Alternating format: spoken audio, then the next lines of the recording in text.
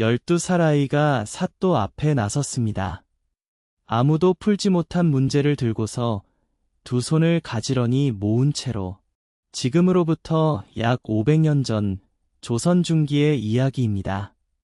조선은 왕이 나라를 다스리고 고을마다 사또라 불리는 관리가 백성의 일을 맡아 처리하던 시절이었습니다. 사또는 그 고을에서 판사이자 경찰이자 지방 수령이었으니 그가 내린 결정은 고법이나 마찬가지였습니다. 백성들은 억울한 일이 생겨도 사또의 판단을 거스를 방법이 없었지요. 그리고 이야기는 충청도 어느 작은 고을에서 단 한 명의 아이가 그 모든 것을 뒤집어 놓은 날의 기록입니다. 그 고을에 박서방이라는 농부가 살았습니다.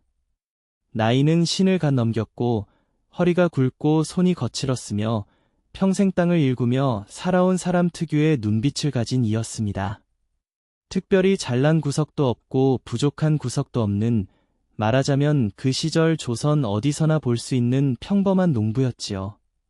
허나 그 평범한 사람이 어느 가을날 살인죄를 뒤집어쓰고 포졸들에게 끌려갔습니다.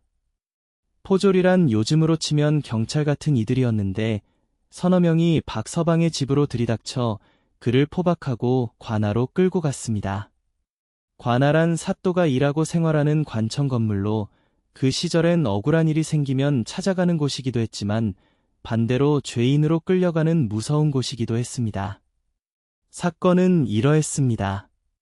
고을 이편 마을에 오생원이라는 양반이 살았습니다. 양반이란 글을 읽고 벼슬을 하는 그 시절의 귀족 같은 이들을 말합니다. 오생원은 성격이 까다롭고 돈의 발기로 소문난 자였는데 어느 날 아침 자기 논두렁 옆에서 시체로 발견되었습니다. 머리에 둔기로 맞은 자국이 있었고 근처에 피 묻은 괭이 한 자루가 떨어져 있었습니다. 그 괭이는 박서방의 것이었습니다. 박서방은 억울하다 했습니다. 자기 괭이를 그곳에 놓고 온 건 며칠 전 바치를 하다 깜빡 잊고 두고 온 것이며 오생원과는 물 쓰는 일로 다툰 적이 있기는 하나 죽이지는 않았다고 했습니다. 허나 증거가 너무 분명했습니다. 그의 괭이, 그의 원한, 그리고 시체 발견 당일 아침 그 근처를 지나갔다는 목격자까지 있었습니다. 고을 사또는 닷새간 신문을 했고 닷새 만에 결론을 내렸습니다. 박서방을 살인범으로 정하여 처벌을 올리겠노라. 박서방의 가족은 통곡했습니다. 아내는 관아 앞에 주저앉아 하루 종일 울었고 아들은 이리저리 뛰어다니며 하소연할 곳을 찾았지만 아무도 귀를 기울이지 않았습니다. 그 고을 사람들도 혀를 찼습니다. 에이, 억울할 수도 있지. 허나 어쩌겠나. 사또가 판단을 내렸는데. 마을 어른들은 고개를 저었고 선비들은 눈길을 피했습니다. 사또의 결정을 뒤집을 방법은 없었습니다. 한양, 그러니까 조선의 수도인 지금의 서울로 올라가 더 높은 곳에 억울함을 호소할 수도 있었지만 그러기엔 돈도 연줄도 없었습니다. 바로 그날 저녁이었습니다. 박서방의 집에 아직 어린 조카가 하나 있었습니다. 이름은 박돌이, 나이는 겨우 12살이었습니다. 키도 작고 얼굴도 아직 앳된 아이였지만 눈빛만큼은 유독 또렷하고 고요했습니다. 말수는 적었고 어른들이 이야기를 나눌 때 구석에 앉아 조용히 듣는 아이였지요. 박돌이는 어른들이 다 울고 지쳐 잠든 뒤에도 홀로 깨어 있었습니다. 그는 무릎을 세우고 앉아 눈을 가늘게 뜬 채 무언가를 골똘히 생각하고 있었습니다. 이튿날 아침 일찍 박돌이는 홀로 관아로 향했습니다. 사또는 마침 아침 문서를 검토하는 중이었습니다. 관아의 하인이 문밖에서 고했습니다. 사또날이 아이 하나가 억울한 일이 있다며 뵙기를 청하옵니다. 사또는 잠시 미간을 찌푸렸습니다. 이미 닷새나 신문을 마친 사건이었고 아이가 뭘 안다고 찾아왔겠나 싶었습니다. 허나 아침부터 문전박대하는 것도 체면이 서지 않는 일이라 마지못해 드리라 했습니다. 박돌이가 들어섰습니다. 사또 앞에 두 무릎을 꿇고 이마를 조아렸습니다. 소인은 박서방의 조카 박돌이라 하옵니다. 날있게 여쭤볼 것이 있어 찾아왔사옵니다. 사또는 턱을 괴고 아이를 내려다보았습니다. 어린 것이 여쭤볼 것이 있다 하니 어디 말해보거라. 날이 소인이 아뢰옵건대 이번 사건에서 큰 것 하나가 빠졌습니다. 사또의 눈썹이 올라갔습니다. 옆에 서 있던 이방, 그러니까 사또를 보좌하는 관리가 눈살을 찌푸렸습니다. 이놈, 어찌 감히 나리의 판결에 감이 빠진 것이 있다 하느냐. 썩 물러가라. 허나 사또가 손을 들어 이방을 제지했습니다. 가만. 아이가 무얼 말하려는지 들어보자꾸나. 박돌이는 작은 주먹을 가지런히 모으고 또렷하게 말했습니다. 날이 오생원 어른이 돌아가신 날 아침 이슬이 몹시 내렸습니다. 나리께서는 그것을 확인하셨습니까? 잠시 침묵이 흘렀습니다. 사또는 미간을 좁혔습니다.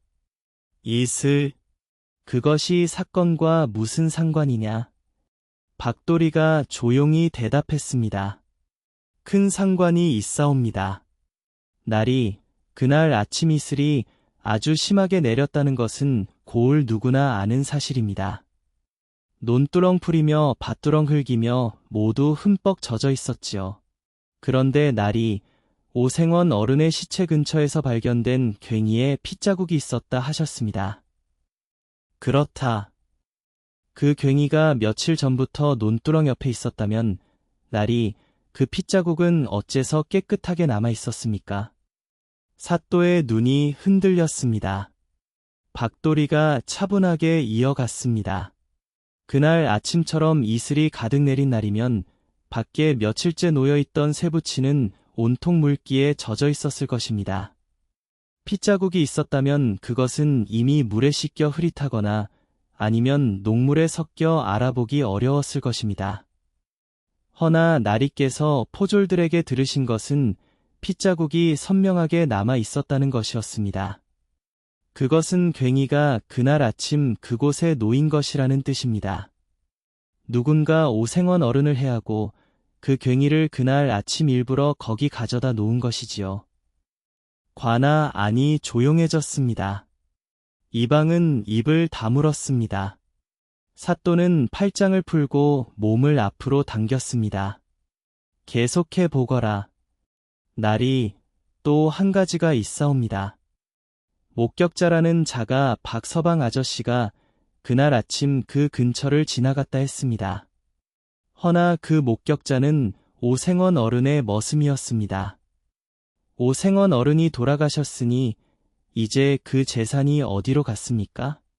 오생원 어른에게는 아들이 없었고 먼 친척이 유일한 상속자였는데 그 머슴은 바로 그 친척 집 사람과 혼인한 처남이라 들었습니다. 사또는 등받이에 기대고 있던 몸을 천천히 세웠습니다. 내가 그것을 어찌 알았느냐? 박돌이가 고개를 들었습니다. 아이의 눈빛은 흔들림이 없었습니다. 날이 소인은 아저씨가 억울하다는 것을 알았습니다. 그래서 사흘 밤을 이 사건을 생각했습니다. 억울한 사람을 풀어주려면 억울하지 않은 사람을 찾아야 한다고, 그리고 그것을 찾으려면 사실이 맞지 않는 부분을 찾아야 한다고 생각했습니다. 그래서 찾아온 것이옵니다. 사또는 한동안 말이 없었습니다. 그는 이방을 돌아보았습니다. 이방, 당장 그 머슴을 잡아들여라. 그리고 그날 아침 괭이의 상태를 다시 포졸에게 물어보아라. 선명한 핏자국이었는지, 이슬에 젖어 있었는지. 이방이 황급히 물러났습니다. 그로부터 하루 만에 진실이 드러났습니다. 머슴은 처음엔 버텼습니다. 자신은 아무것도 모른다 했습니다. 허나 사또가 이슬 맞은 괭이에 핏자국이 선명하게 남을 수 없다는 것을 들이대자 머슴의 얼굴이 하얗게 질렸습니다.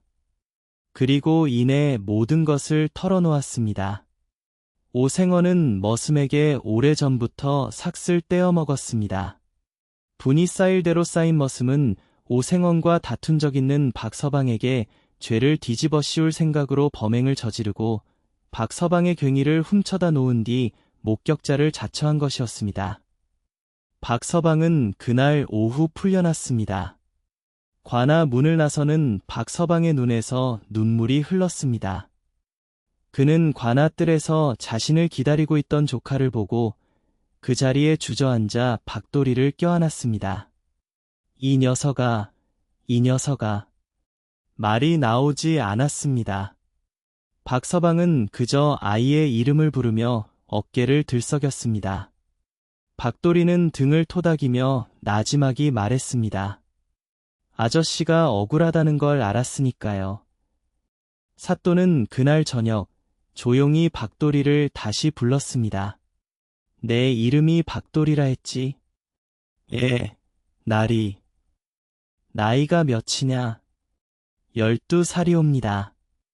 사또는 잠시 아이를 바라보다가 말했습니다.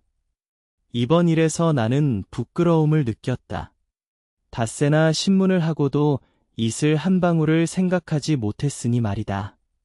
너는 어찌 그런 생각을 했느냐? 박도리가 대답했습니다. 나리, 소인은 그냥 맞지 않는 것을 찾았을 뿐이옵니다. 억울한 사람을 억울하다 느끼는 마음이 있으면 맞지 않는 것은 반드시 보이게 되어 있더이다. 사또는 오래도록 그 말을 되씹었다 합니다. 그 후 박도리는 그 고을에서 이름이 났습니다. 어른들은 아이를 일컬어 어린 포청이라 불렀습니다. 포청이란 억울한 백성의 일을 처리하는 관청으로 지혜롭고 공정한 판단으로 이름 높은 곳이었지요. 박도리는 훗날 그를 배워 과거 시험을 보았고 마침내 그 고을의 사또가 되었다 합니다. 그가 사또가 된 뒤로 그 고을에서는 억울하게 죄를 뒤집어 쓴 사람이 없었다고 전해집니다. 왜냐하면 그는 항상 먼저 물었기 때문이었습니다. 이 이야기에서 맞지 않는 것은 무엇인가? 이슬 한 방울을 놓치지 않은 12살 아이의 이야기는 지금도 충청도 어느 고을 사람들의 입에서 입으로 전해 내려옵니다. 억울한 사람 곁에서 눈을 크게 뜨고 맞지 않는 것을 찾아낼 줄 아는 사람 하나가 때로는 어떤 힘보다 강하다는 것을 사람들은 그 이야기를 통해 기억하고 있습니다.